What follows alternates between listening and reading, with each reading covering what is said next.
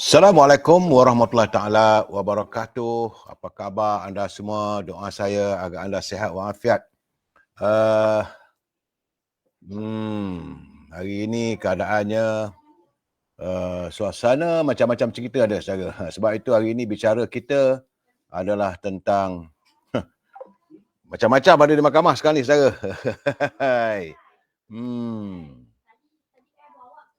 Apa khabar saudara Ilyas Muhammad, saudara Mustafa Ilyas, saudara Izrin Izzuddin dari Pulau Pinang, begitu juga Hani Abdullah, Raja Kamal, Raja Bazian. Apa khabar ku? Moga sihat sentiasa ku.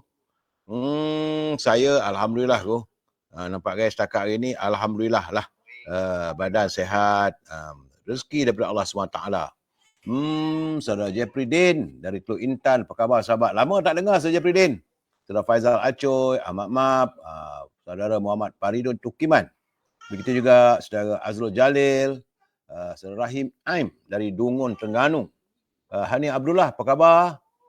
Abu Semah dari Bukit Bandar Puchung, Bukit Bandar Puchung 2. Saudara Mazan Lan, saudara Richard Bakri, Hashim Atan, saudara Abu Nem, Yusuf Awang di Tanah Merah. Apa khabar orang Kelantan?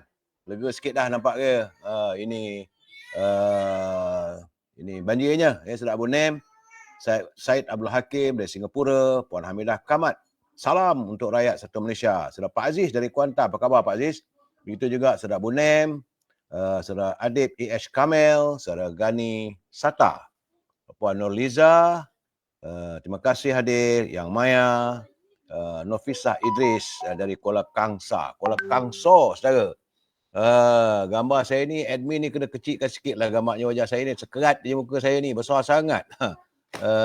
Saya harap dapat dikecilkan sikit lagi. Barulah okey. Rapat sangat-sangat pun nanti orang marah kat saya. Apa hal, apa yang tak kena pula lagi ni?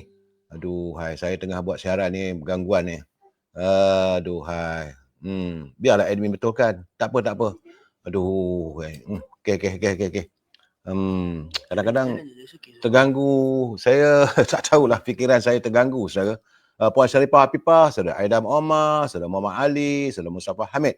Begitu saudara Zamari LC, saudara saya Adnan, saudara Hassan Muhazali. Begitu juga saudara Muhammad Kapli, Puan Nur Maria, saudara Tongkat Ali. Saya harap admin di jauh sangat tu kecil pula. Tapi tiba-tiba saya tak ada tengah-tengah. It is not centralized, saudara. Tiba-tiba muka saya sengit, saudara. Macam mana ni diorang ni? Aduhai. Kadang-kadang itulah, saudara. Saya buat siaran ni, tiba-tiba saya disengitkan oleh mereka. Aduh, saudara Nudin, saudara Aizul. Saya harap teman-teman yang melihat, yang menonton saya ni, apakah wajah saya okey tak okey. Kalau rapat sangatnya, ini nampak sekali jerawat batu, buat apa? Saudara Abdul Ghaffar Hamzah dari Kuantan, Zaini Ismail, Aizul Mak Yusof, saudara Maksud, Nurliza dan Gani Said. Baik, saudara. Hari ini, tak boleh nak tantun semua satu persatu. Kalau satu persatu nanti sampai sudah tak selesai. Itu juga wajah saya tak apalah. Saya harap teman-teman tak marah dengan saya kalau wajah saya nampak jerawat batu, nampak gigi, rongak ke sebagainya. Jangan marah, saudara ya. Kalau disengit oleh mereka, itu bukan urusan saya. Saya sekarang berhadapan dengan kamera. Baik, saudara. Hari ini, hari Isnin, tanggal 29 Januari 2024. Tinggal 43 hari lagi, saudara. 43 hari lagi kita menuju Ramadan. Mudah-mudahan, saudara, kita berdoa setiap hari, waktu tengah hari, bila kita sembahyang Zuhur, kita sembahyang Maghrib, kita sembahyang Asar, atau Isyak, kita berdoa kepada Allah SWT. Memohon agar kita dapat meneruskan sepanjang bulan Rejab dan sampai ke bulan Sa'ban.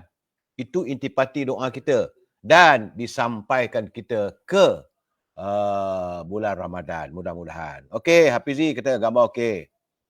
Terima kasih Saudara Aizul Hamid, minta tolong share teman-teman. Saudara Muhammad Syahni, Saudara Jul Hasbi, Muhammad Syarif, apa khabar? Saudara Haji Azhar Abdul Manap, Merin N, apa khabar Merin N? Syed Adnan, DZ Ketari, Salam Perjuangan, Nur Ali dan teman-teman yang lain.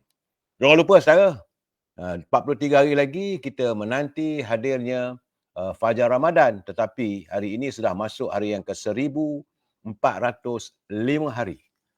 Artinya virus sebut saudara melanda negara kita dah 1405 hari. Letih saya mengiranya, mengharapkan segeralah usai. Tapi setakat hari ini belum pula ada lagi laporan daripada Kementerian Kesihatan. Dan saya haraplah pak-pak menteri yang ada dekat Kementerian Kesihatan tu tolonglah bagi penjelasan. Bagaimana kedudukan, rakyat nak tahu juga. Takkan diam, sepi saja. Saya hanya sekadar mewawarkan. Dulu masa Datuk Zaleha, Puan Zaleha jadi Menteri Kesihatan, Alhamdulillah. Kita dapat tahu perkembangan dan sebagainya. Sekarang ni nampak gayanya seolah-olah menyembunyikan sesuatu. Jangan begitu. Saya tak betul, saya bedal saja. Sebab kita menantikan apa gambaran kedudukan penyakit yang ada melanda negara kita supaya rakyat diwawarkan. Saudara Ali Marzik, ini kalau diam aja kita pun tak tahu. Tahu-tahu dah meninggal, Ini kita nak tahu juga.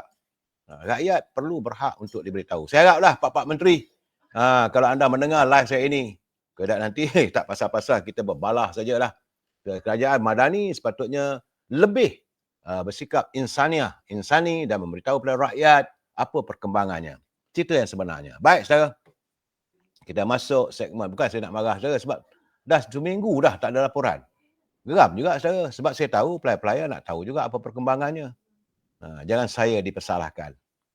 Saudara Yusof Rashid, saudara Roy Pa, salam dari Dungun, Hafsah Junaidi. Ya saudara, jangan aku dipersalahkan. Baik, saudara, kita masuk segmen naluri kehidupan.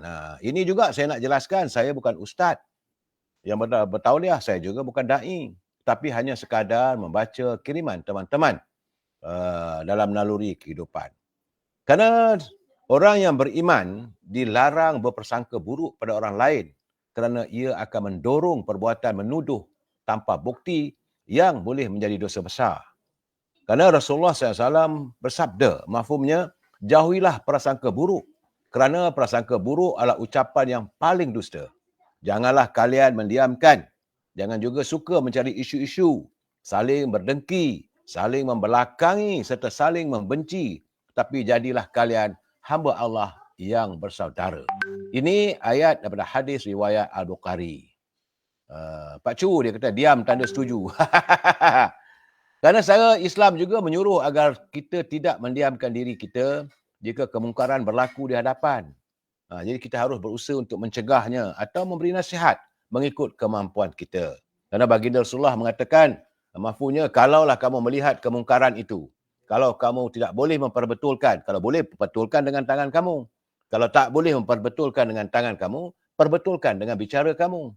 Kalau tak boleh juga kamu lakukan, perbetulkan dalam hati kamu. Itulah sekecil-kecilnya iman. Yang kepahaman saya lah, saudara. Bagaimanapun, saudara, Muslim dilarang mencari kelemahan orang lain. Apatah lagi jika kelemahan itu ditulis dan ditularkan di media sosial hingga mengaibkan peribadi seorang. Dia setiap daripada kita dilarang saling mendengki dan saling membenci. Raihkanlah perbezaan dengan saling bermaafan, saudara. Setiap Muslim dituntut agar berusaha menjaga persaudaraan sesama Muslim. Sebagaimana kewajipan solat, kita harus menjaga persaudaraan.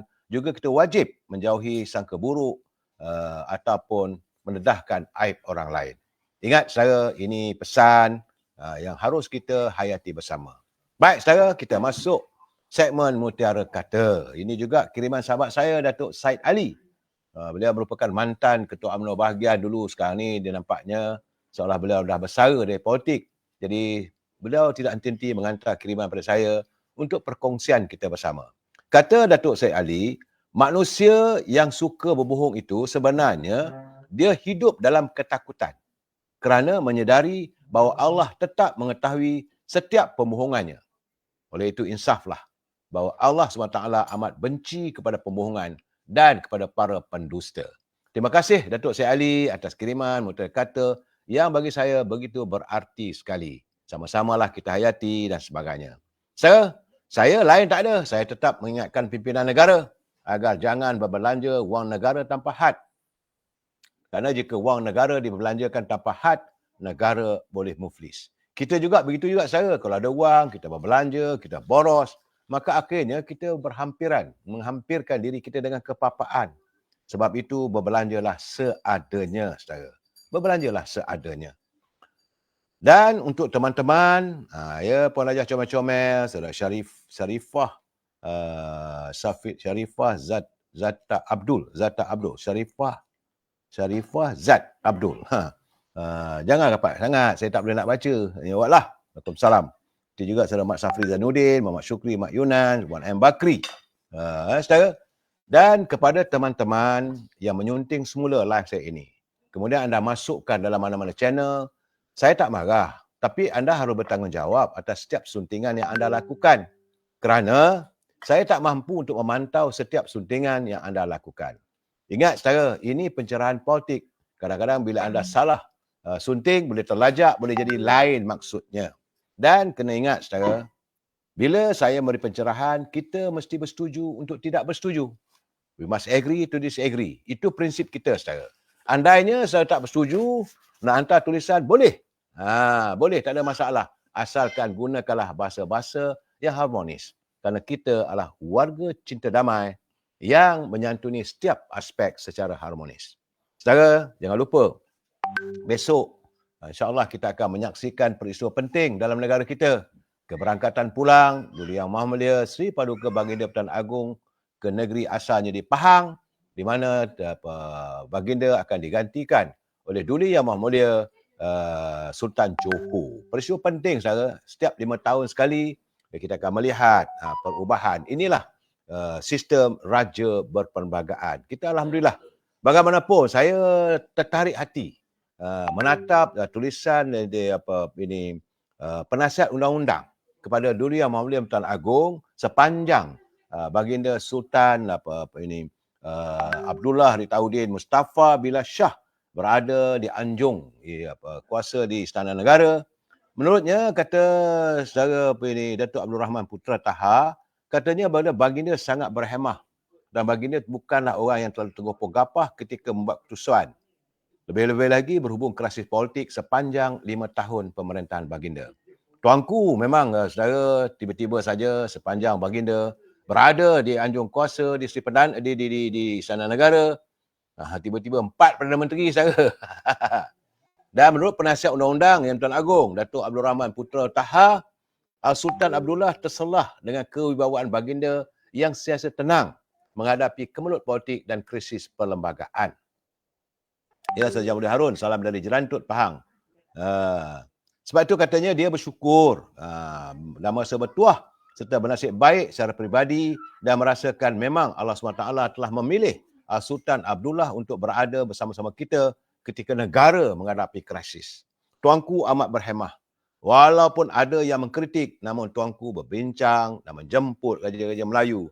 Dan itulah kekuatan tuanku sebenarnya, katanya saudara. Jadi kita harus bersyukur dan kepada tuanku, semoga selamat berada di negeri Pahang. Beruntunglah warga Pahang mempunyai payung mahkota yang begitu menyantuninya. Saudara.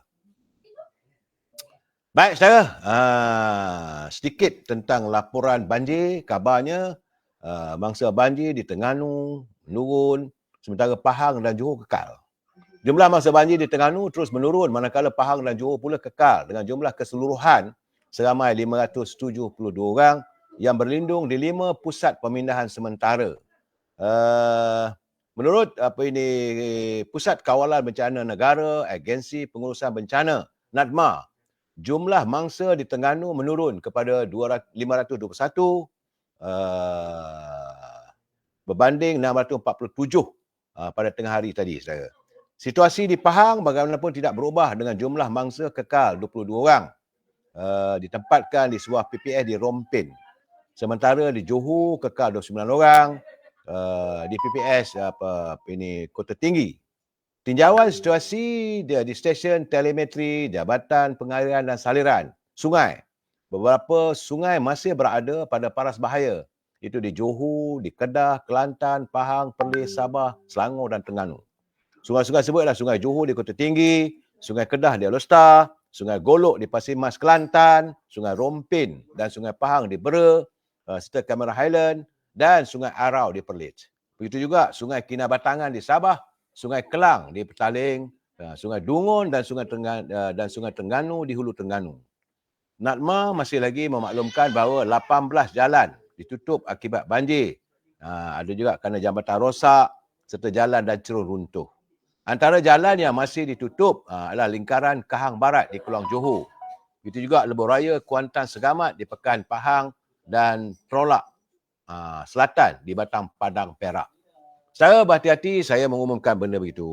Baik, kita masuk segmen perkabaran apa khabar dari Gaza saya. Kerana laporan yang saya terima secara dari Gaza dan warga Arab menyatakan setakat ini sejumlah 25,000 kanak-kanak Palestin akhirnya menjadi yatim piatu akibat serangan berterusan Yahudi, Zionis, Israel di wilayah terkepung. Demikian menurut pemantau hak asasi manusia Euro-Mediterranean. Agensi berita Iran memetik agensi berita sama Palestin melaporkan kanak-kanak di Gaza sedih saudara. Mereka kehilangan ibu atau bapa atau kedua-duanya sejak 7 Oktober lalu. Terdahulu Kementerian Kesihatan Gaza mengumumkan bilangan kematian penduduk Palestin akibat pengeboman Israel di Gaza meningkat kepada 26,422 orang. Sementara itu 65,087 cedera. Sebab itu saya katakan warga Palestin tidak mungkin mereka mampu melupakan dendam mereka terhadap kekejaman tentera Zionis Israel. Macam kanak-kanak mereka semua besar tanpa ibu bapa. Tiba-tiba saja mereka menjadi yatim piatu, ibu bapa hilang dan tidak mungkin bila mereka membesar nanti mereka boleh melupakan kekejaman yang dilakukan oleh tentera rejim Zionis. Sebab sekarang ni walaupun Ketua PBB menghantar rayuan supaya negara yang menerima teruslah membantu di pusat pelayaran perang. Apabila Ketua Perhubungan Bangsa-Bangsa Bersatu Antonio Guterres, dia merayu agar negara penerima menjamin kesinambungan kepada agensi bantuan kerja pertubuhan. Sebab sekarang ni warga di Gaza mereka berada dalam kebuluran. Saudara, jadi katanya walaupun saya memahami kebimbangan mereka, tapi saya sendiri berasa ngeri dengan dakwaan ini. Saya sangat merayu kepada kerajaan yang menggantung sumbangan untuk sekurang-kurangnya menjamin kesinambungan operasi UNRWA. Secara dulu mereka memberi derma, tiba-tiba digantung kerana adanya masalah lah saudara, masalah negara-negara luar yang kadang-kadang mereka prihatin, ada kalanya tak ada prihatin. Akhirnya di negara kita, di dunia mengalami masalah keterjaminan makanan. Makanan dah semakin pupus. Tapi di Gaza, hilang terus. Amat menyedihkan. Kita mengharapkanlah segeralah. Sebab setakat ini yang terbaru tadi, saya baru terima tadi, sekurang-kurangnya 165 lagi rakyat Palestin terbunuh dan 290 lagi cedera dalam tempoh 24 jam terakhir ketika Israel meneruskan serangan di semenanjung Gaza yang dikepung. Tentera rejim Israel melakukan 19 pembunuhan beramai-ramai terhadap keluarga di semenanjung Gaza. Ini menyebabkan 165 penduduk terbunuh, sementara 290 lagi cedera. Aduhai, kejamlah mereka saudara.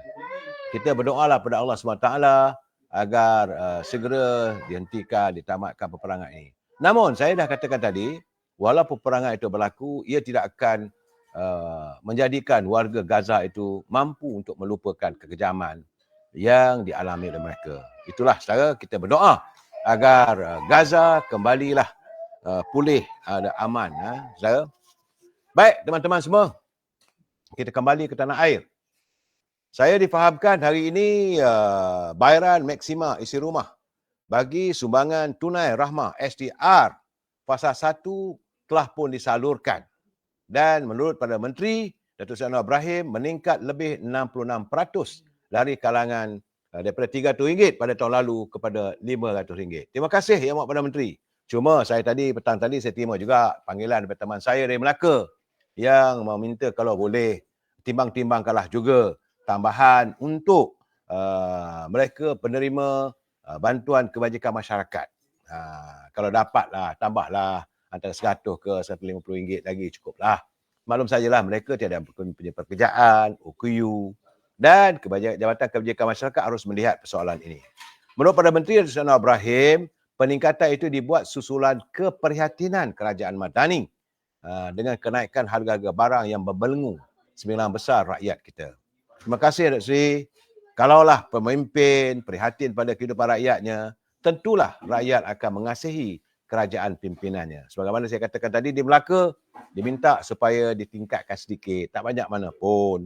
Mereka yang kurang upaya, yang mendapat bantuan kebajikan masyarakat. Itu saja, saudara. Baik, kita masuk. Ini segmen yang saya yakin banyak teman-teman menanti untuk saya mengulas, saudara. Iaitu bagaimana saya tajuk bicara kita malam ini adalah Mahkamah Semakin Sibuk. Terlebih dahulu saya nak nyatakan pada saudara, apa yang berlaku hari ini, saudara, tuduhan terhadap Tun Daim Zainuddin itu baru merupakan permulaan. Sebab ada orang bertanya dengan saya, takkanlah berbilion-bilion itu ini ikat jaminnya cuma 280,000.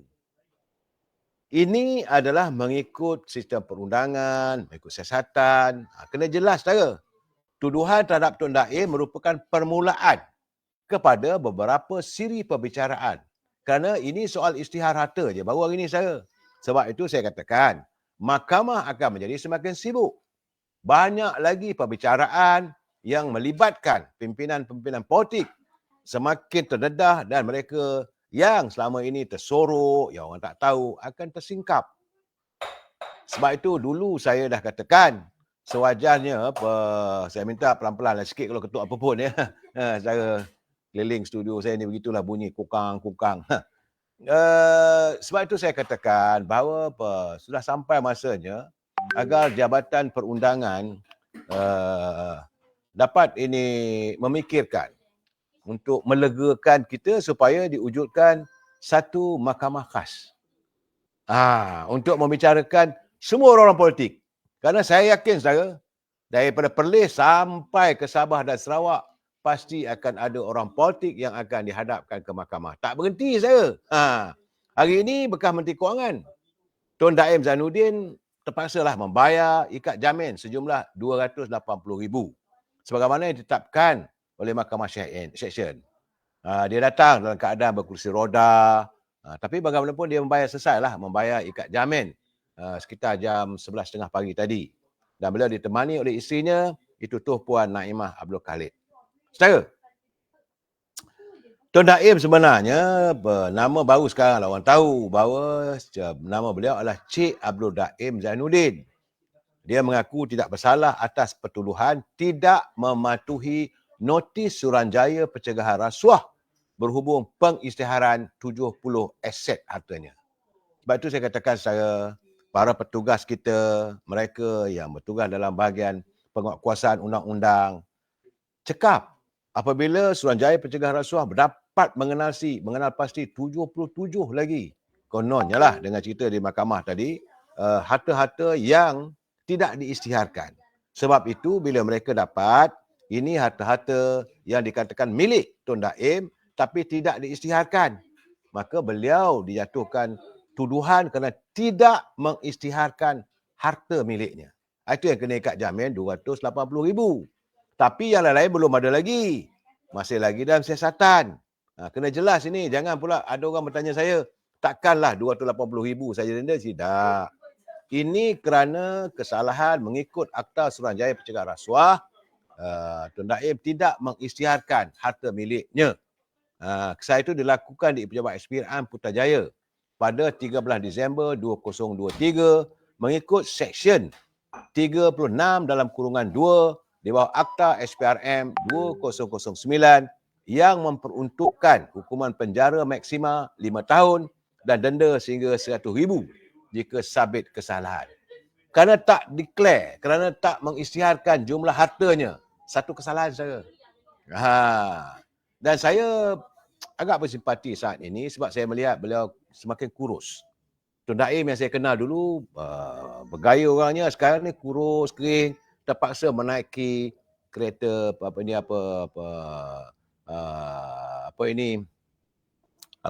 sorong lah. Terpaksa naik yang disorong oleh isterinya.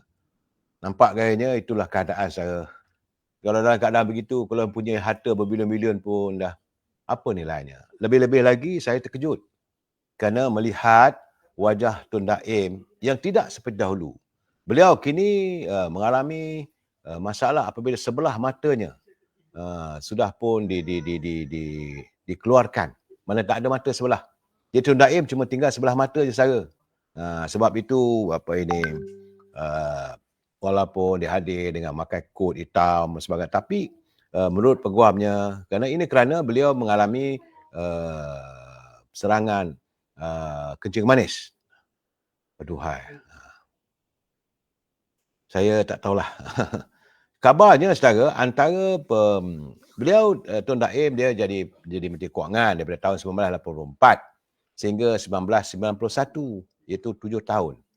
Dan didakwa dengan sengaja memberikan satu pernyataan bertulis dengan bersumpah yang tidak mematuhi terma notis di bawah Seksyen Akta Suruhanjaya Pencegah Rasuah pada 8 November 2023 yang dihantar kepadanya oleh pegawai SPRM. Kesemua harta-harta terbabit yang katanya tidak diisytiharkan termasuklah 6 kereta, iaitu Mercedes, Benz, Jaguar, Austin Morris, Rolls-Royce. Begitu juga 38 syarikat. Antaranya syarikat Ibu Kota Development, Menara Ampang dan Avilion Berhad, iaitu 25 hartanah dan tanah di bawah syarikat milik syarikat yang dia ada berkepentingan di Kuala Lumpur, di Ampang, di Raup, di Pahang, di Kuala Muda, Kedah, serta akaun amanah saham nasional. Nilai tak disebut saya. Sebab itu beliau didakwa mengikut Seksyen 36 dalam kurungan 2 Akta Suruhanjaya Pencegahan Rasuah kerana tidak mengisytiharkan harta miliknya. Jangan salah sangka saya, jangan buat kesilapan. Setiap orang apabila diminta mengisytiharkan harta mereka oleh Suruhanjaya Pencegahan Rasuah, dia kena declare. Soalnya harta itu milik dia secara mutlak ataupun adanya penyelewengan sebagainya, itu tak timbul. Tapi berapa yang kamu ada, itu yang diperlukan oleh Suruhanjaya Pencegahan Rasuah. Sebab itu dalam pembicaraan tadi, menurut Wan Syahrudin, beliau mencadangkan agar Tun Daim diikat jamin di antara RM250,000 dan RM500,000 dengan seorang penjamin dan memohon beliau dikenakan syarat tambahan, iaitu melaporkan diri di pejabat SPRM sebulan sekali selain menyerahkan pasport kepada mahkamah. Dan sekarang ni dalam keadaan saya sedihlah tengok dengan mata sebelah dah tak ada, secara dalam keadaan begitu uzur. Tapi ini tidak boleh dijadikan alasan untuk pihak pelaksana undang-undang memejamkan sebelah mata.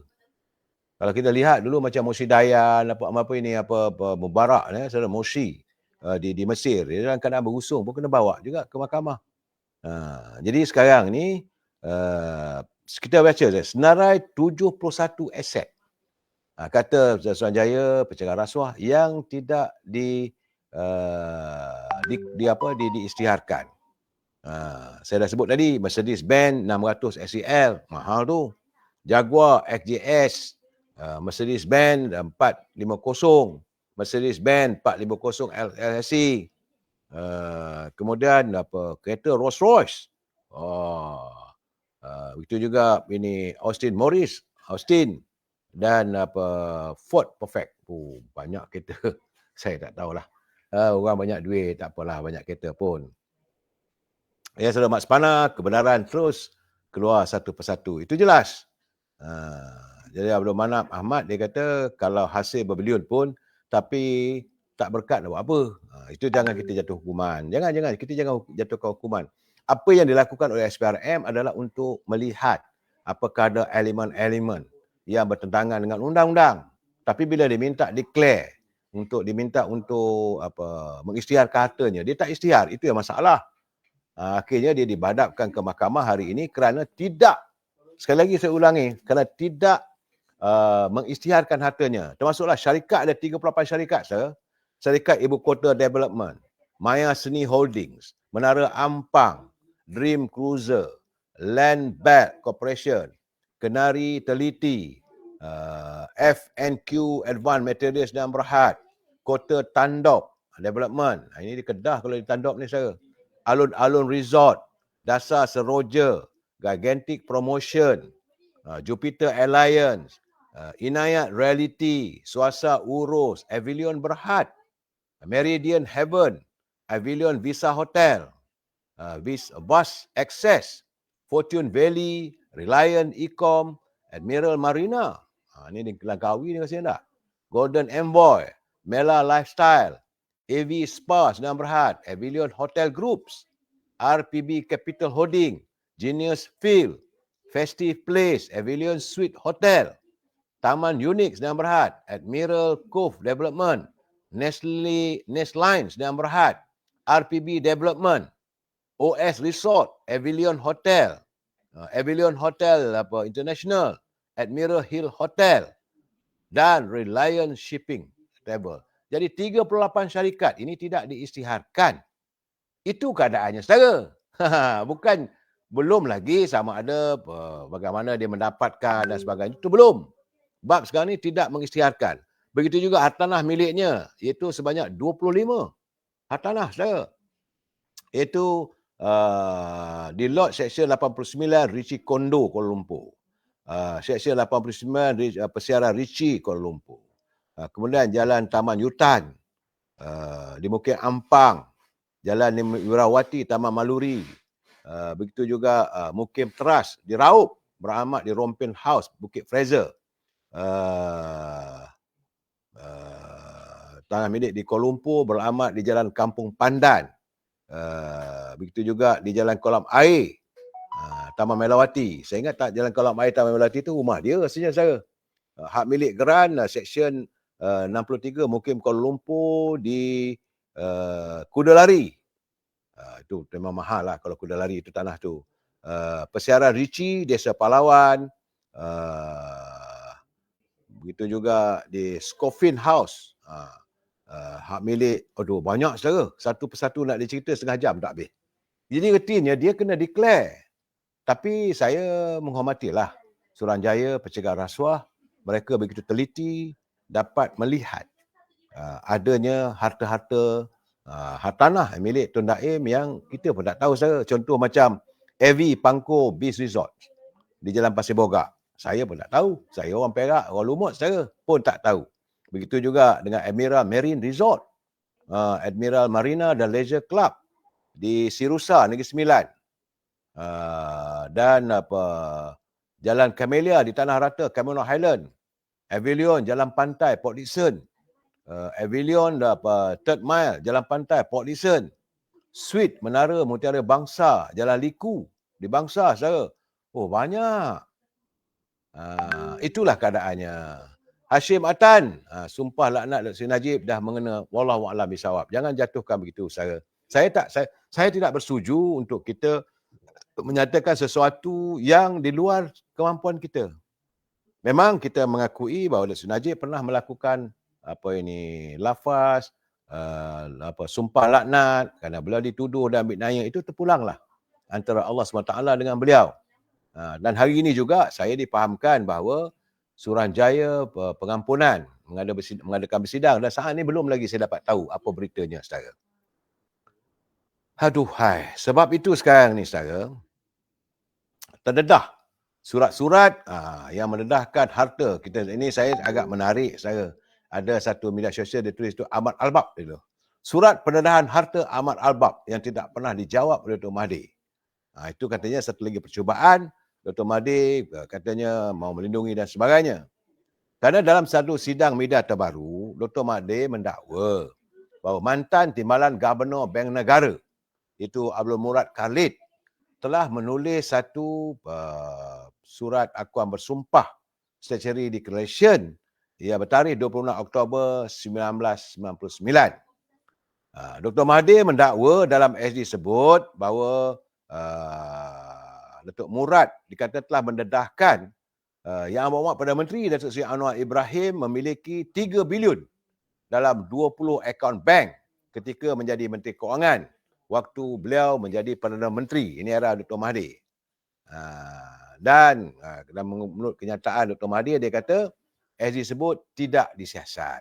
Sebab itulah beliau mempersoalkan mengapa SPRM di bawah pimpinan Tan Sri Azam Baki tidak melakukan siasatan terhadap surat akuan bersumpah Datuk Murad.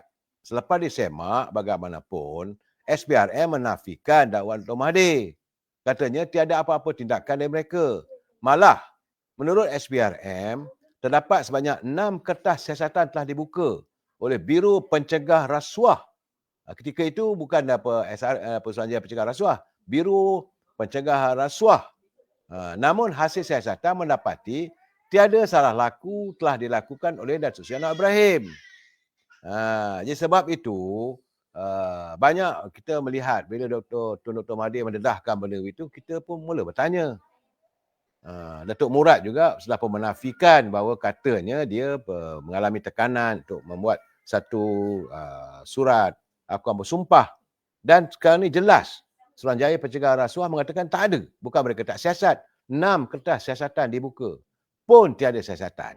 Sebab itu, sekarang ni orang mula membangkitkan.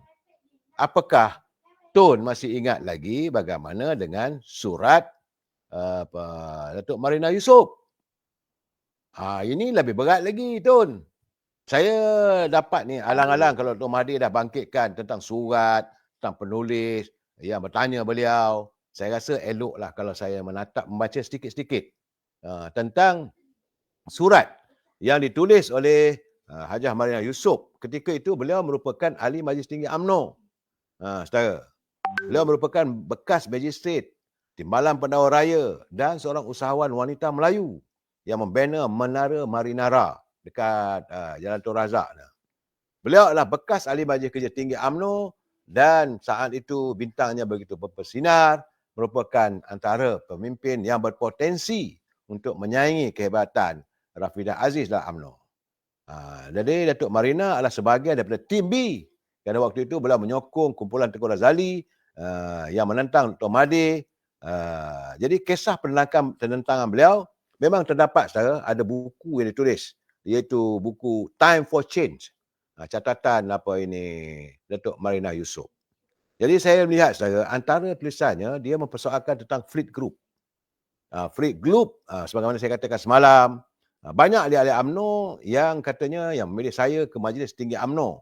Jadi menyampaikan kepada Dr. Mahathir bahawa dia kata kehadiran dia sebagai ahli Majlis Tinggi UMNO yang dipilih oleh warga UMNO, mereka mempersoalkan tentang syarikat-syarikat yang dimiliki oleh UMNO bernama Fleet Holdings Sdn Bhd.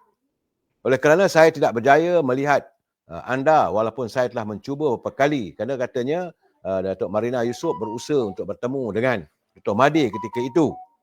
Maka saya telah cuba beberapa kali sejak November 1986. Maka saya terpaksalah berkomunikasi melalui surat. Jadi dulu Dr. Mahathir menyatakan surat itu disebar satu melayar. Bahkan surat daripada Tengku Abdul Rahman. Yang ini sekarang ni saya nampak berat ni saya. Kerana beberapa tahun yang lalu, setelah ini catatan Puan Marina Yusof, beberapa tahun yang lalu saya dilantik bersama dengan Yang Berhormat Datuk Rais Yatim dalam jawatankuasa aset UMNO. Kami dilantik untuk menyiasat dan menyenaraikan semua aset milik UMNO. Beberapa persoalan dikemukakan kepada anda, itu mana pada Dr. Mahathir, yang hingga kini belum mendapat jawapan. Fleet Holdings Sdn Bhd ditubuhkan pada 1972 oleh Yang Berhormat Mulia Tengku Razali Hamzah.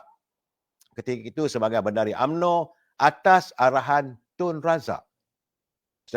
Syarikat ini ditubuhkan dan dimulakan dengan wang Tengku Razali sendiri dan ditadbir dengan baik dan bijak.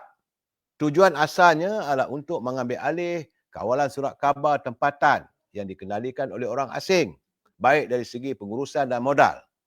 Fleet Holdings diarahkan untuk mengawal kumpulan New Straits Times menjadi kumpulan akhbar utama terbesar di negara ini. Menurut catatan Puan Marina Yusof, dia kata Fleet Holdings mula bergerak maju, mengendalikan dan mengambil alih Straits Times dan menyebar ke bidang perbankan. Daripada Fleet jadi dia melebarkan sayapnya dalam bidang perbankan, insurans, penyewaan kereta, komunikasi, penggambaran dan lain-lain. Semasa Yang Berhormat Mulia Tengku Razali menyerahkan kawalan Fleet Holdings Sdn Bhd kepada Yang Berhormat Encik Daim Zainuddin pada tahun 1983, nilai hartanah dan saham dalam Fleet Holding berjumlah lebih daripada 500 juta. Tapi hutangnya ada 56 juta saja. Tapi nilai sahamnya dalam fleet waktu itu Sara 1983 adalah 500 juta. Sedangkan hutang fleet cuma ada 56 juta saja. Itu catatan Puan Marina Yusof. Tapi hari ini hutang fleet katanya dan anak syarikat telah melebihi 448 juta. Kami diberitahu hari ini bahawa ia tidak dapat memenuhi faedahnya 3 juta sebulan. Kemungkinan besar hutang besar itu tidak dapat dilunaskan. Dan kami ahli-ahli UMNO memandang serius bahawa syarikat ini akan dikendalikan oleh kepentingan negara asing.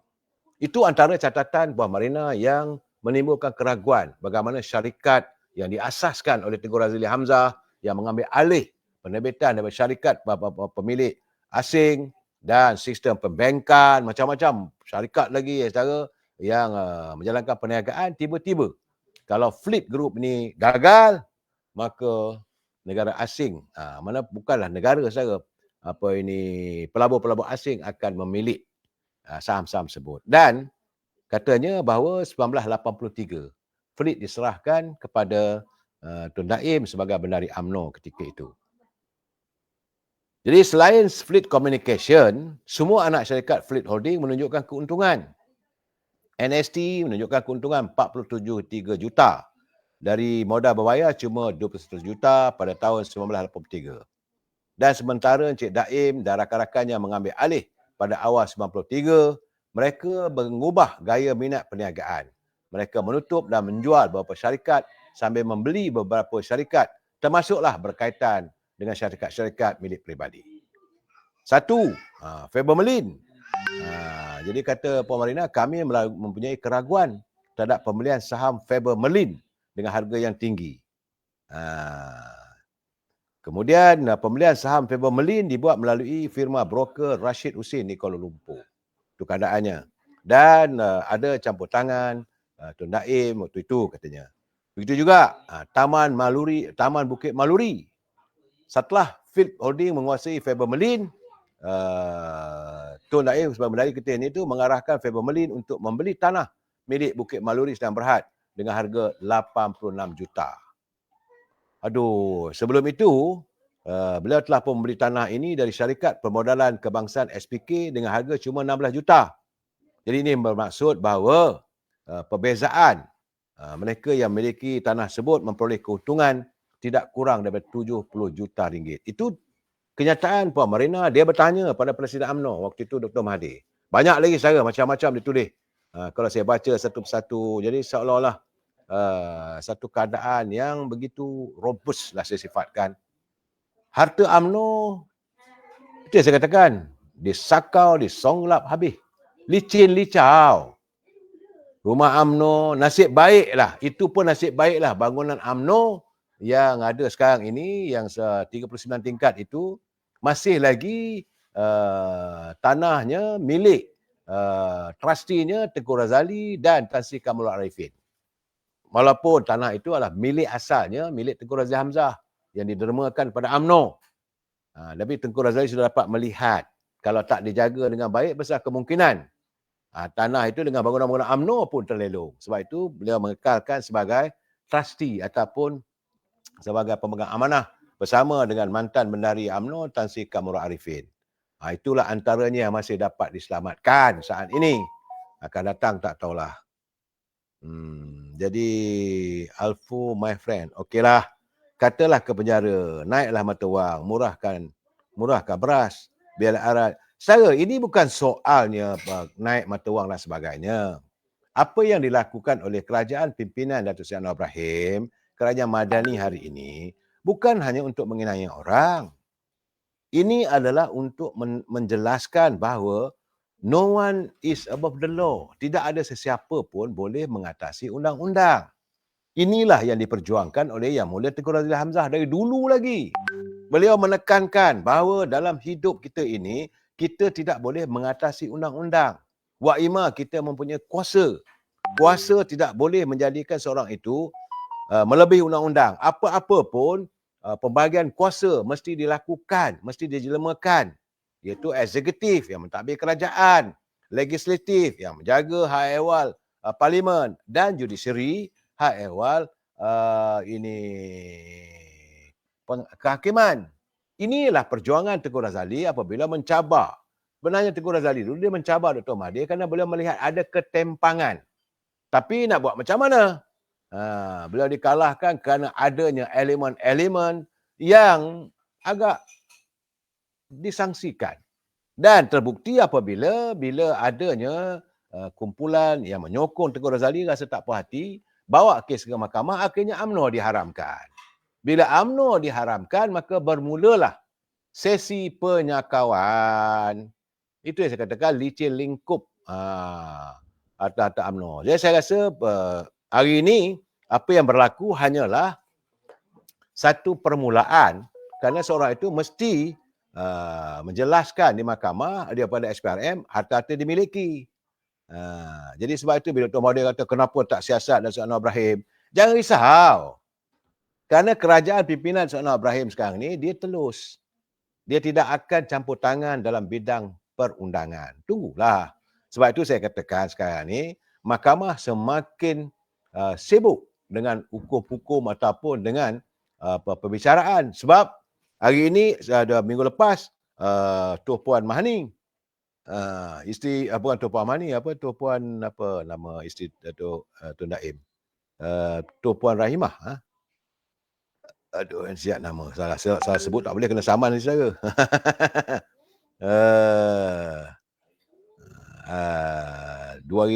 Minggu lepas, isteri Tun Daim, iaitu Tuan Puan Naimah. Kena sebut betul-betul. Sebut betul-betul saudara.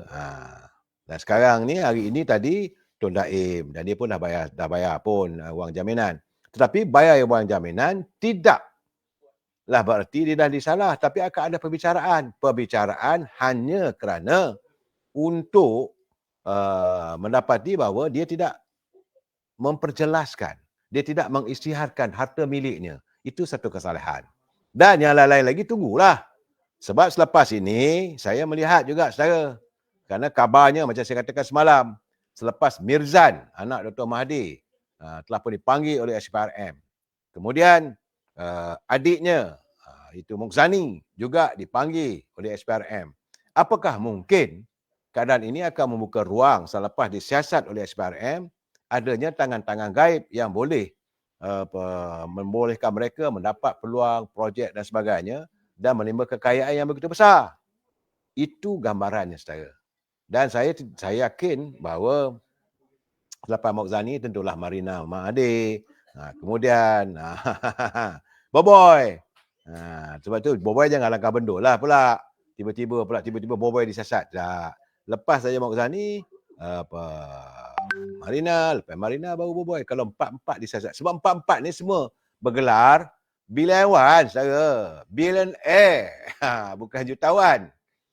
Dan kita tak mengatakan mereka bersalah. Biarlah SPRM melakukan siasatan. Sebab itu saya kata mahkamah akan sibuk.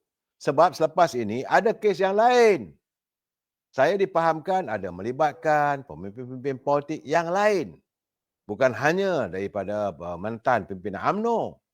Sebab jangan lupa, waktu itu Tun Daim adalah bendahari UMNO, Dr. Mahathir sebagai Presiden UMNO, Mukhzani pernah jadi bendahari UMNO. Semua ada link waktu itu. Sehingga kan UMNO dilihat begitu jijik oleh rakyat.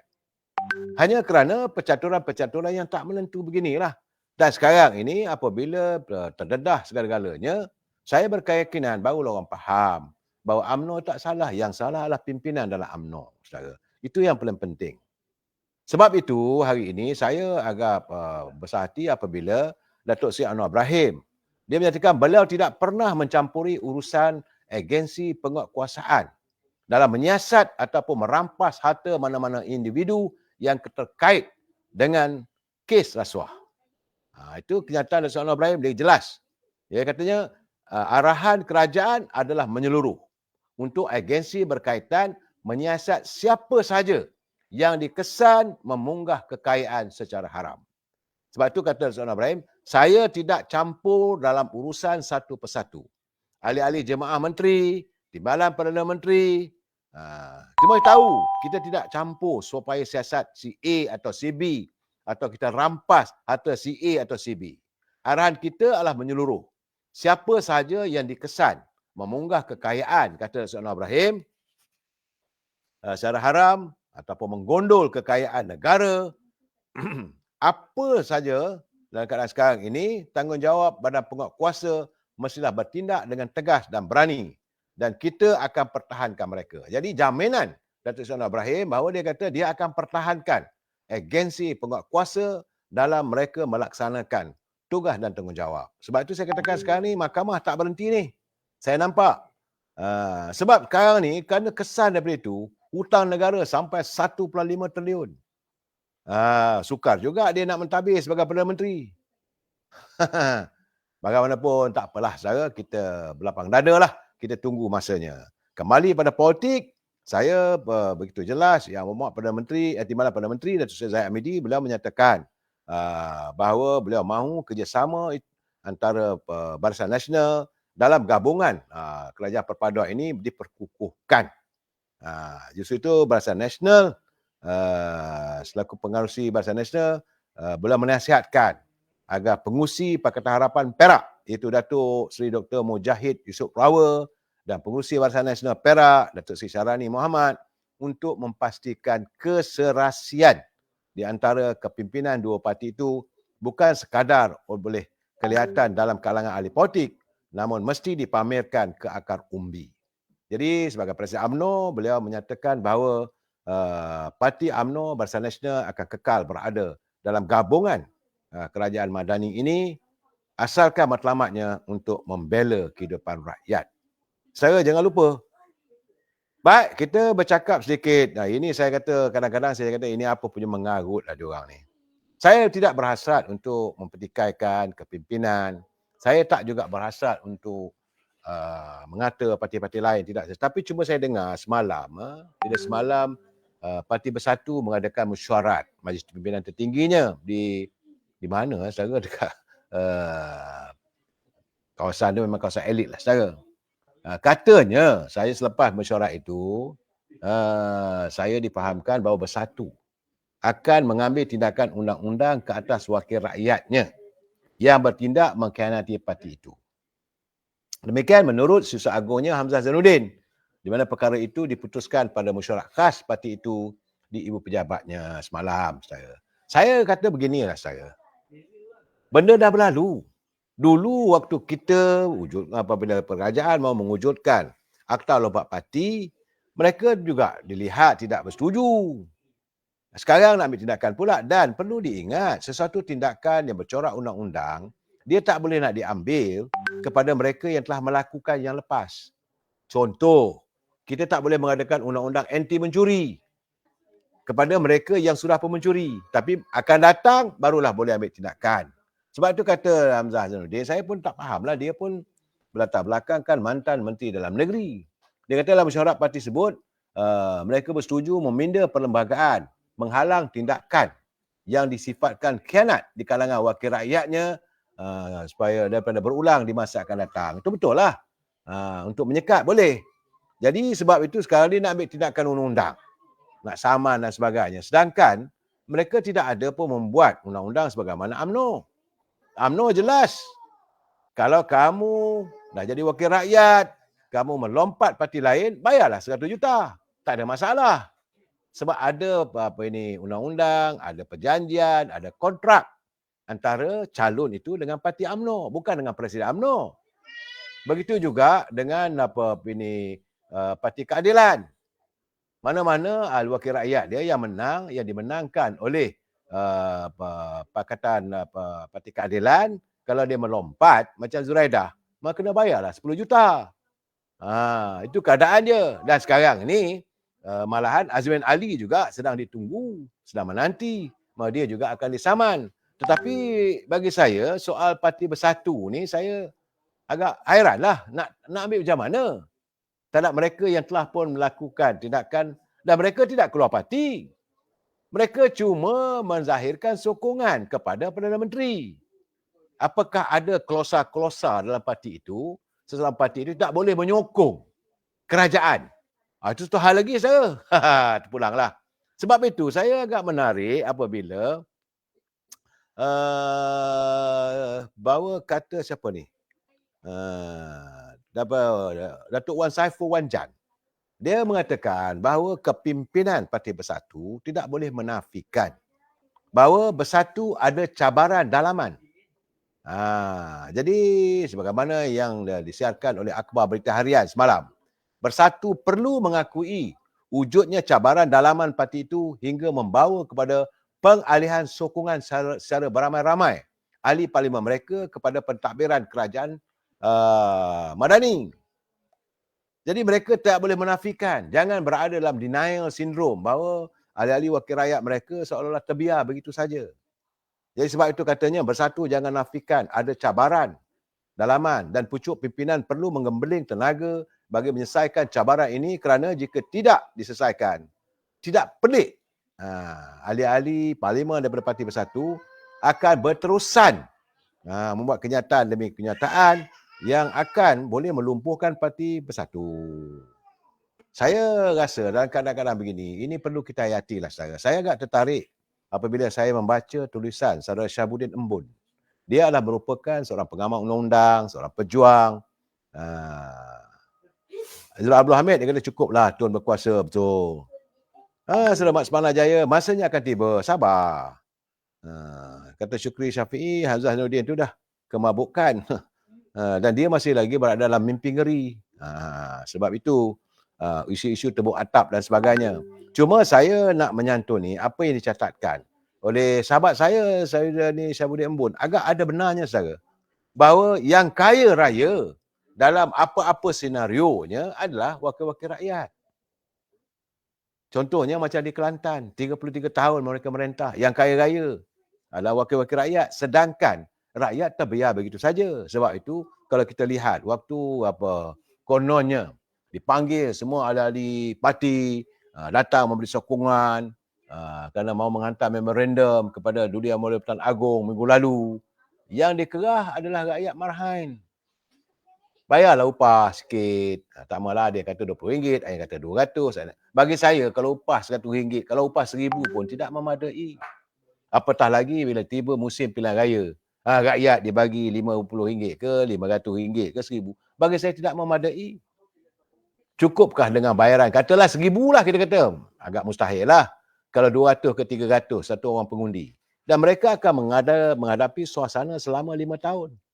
Apa yang berlaku hari ini? Hari ini, wakil-wakil rakyat yang mereka pilih, mungkin ada yang terpengaruh, kerana mungkin dapat imbuhan, kerana mungkin juga kena percaya dengan kata-kata mereka untuk berjuang untuk rakyat. Apa yang berlaku hari ini saya? Dah 6 orang ahli parlimen daripada Parti Pribumi Bersatu yang melompat. Bagi saya melompat tu bila menyatakan sokongan kepada kerajaan pimpinan Datuk Seri Anwar Ibrahim. Bagaimana di Kelantan? Apabila berjanjinya Melayu, kononnya Melayu terancam, Islam terancam. Kalau bundi UMNO Barisan Nasional, Melayu terancam. Ya, saya katakan sekali lagi, yang peliknya rakyat boleh senyum, diam aja. Kerana kerajaan pimpinan Parti PAS yang memenangi pilihan raya di Kelantan dengan mudah saja, dengan bangganya membuat pengumuman bahawa Kelantan mempunyai sebuah ladang terbesar di dunia, ladang Musangking. Bukan orang Melayu yang dapat. Bukan saya. Sila semak balik. Saya geleng kepala bila begitu. Dan keadaan begitu, apakah persoalannya Melayu terancam? Dan sepatutnya sudah sampai masanya SPRM membuka siasatan. Siapa sebenarnya yang memperoleh labanya? Kalau ini berlaku, sebagaimana yang saya katakan, rakyat rumahnya diroboh, rakyat rumahnya dirobek, dihancurkan. Di sinilah yang selalu saya sebutkan. Dagang lalu nasi ditanakkan. Ke di hutan disusukan. Anak diriba mati kelaparan. Saya nak bercakap lebih, saya sakit hati saudara. Cukup setakat inilah jam malam ini. Kita sambung lagi malam besok saudara. Saya ucapkan selamat beristirahat dan kita dengar pula besok ada lagi perkembangan terbaru dan kita mengharapkan ada sesuatu tentang apakah keputusan Suruhanjaya ini pengampunan pada Datuk Najib. Moga-moga ada sesuatu yang dinantikan oleh rakyat. Saya ucapkan kepada anda semua selamat beristirahat. Wabillahi taufiq wal hidayah. Assalamualaikum warahmatullahi taala wabarakatuh. Selamat malam. Terima kasih.